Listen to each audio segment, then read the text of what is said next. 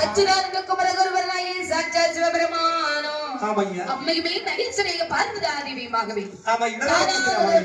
கைலாச மாமலையதிலே சரி பகவானும் பார்வதியும் குருவாக வீற்றிருக்க சரி நந்தி வத்தளம் கொட்ட சிவபெருமானின் மூத்த மகனாகிய கிரீஸ்வர பகவானோ தாய் நந்திற்கு கற்பூர தீபத்தை காட்டிக் கொண்டிருக்கிறார். இளைய மகனாகிய செந்தில் வடிவேலவனோ தேடினாலும் கிடைக்காத வாரிஜாதம் என்று சொல்லக்கூடிய மலரை தாய் நந்திற்கு சொல்லி நிற்கின்றார். மேலும் அந்த கைலாச மாமலையானதிலே ஆனதிலே 33 கோடியவர்கள் 46 சிவார்கள் சங்கத்தார் சமயத்தார் தானவர்கள் வானவர்கள் இந்திரர் இறைவன் கிண்ணரர் கிணநாதன் கும்புரர் வித்யார் வைசாசர் அனைவரும் சொல்லிருக்க அதே கைலாச மலையிலே தான் அதிர்வெற்ற மக்களாகிய அசுரர்களோ அதிர்வெற்ற மக்களாகிய தேவர்களும் வாழ்ந்து வருகின்றார்கள். சரிதான். ஆனால் இந்த அதிகத்திலே யாரெல்லாம் பாருங்கள். சரி அக்காளும் தங்கையும் இவர்கள் பெற்றெடுத்த குழந்தைகள் தான் அசுரர்களும் தேவர்களும். அப்படின்னா அண்ணன் தம்பி பிறப்பிலே அண்ணன் தம்பி தவிர சரி குணத்திலே ஜென்ம விரோதியாக வாழ்ந்து வருகின்றனர். இப்ப எல்லாம் அப்படிதான் இருக்கு. என்ன குடும்பத்துல ஒருத்தரை நம்ப முடியல. சரி வெளியே உள்ள ஆள நம்மளால குடும்பக்காரங்க எல்லாம் பொறாம பிடிச்சுதான் இருக்கு. ஆமா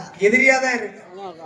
ஆனால் சரி நினைக்கின்றார்கள் அசுரர்கள் எல்லாருமாகவே அதோ வந்திருக்கிறார்களே தேவாதிதேவர்கள் அவர்கள் என்னென்று பார்த்தால் நிறைய திரை மொப்பு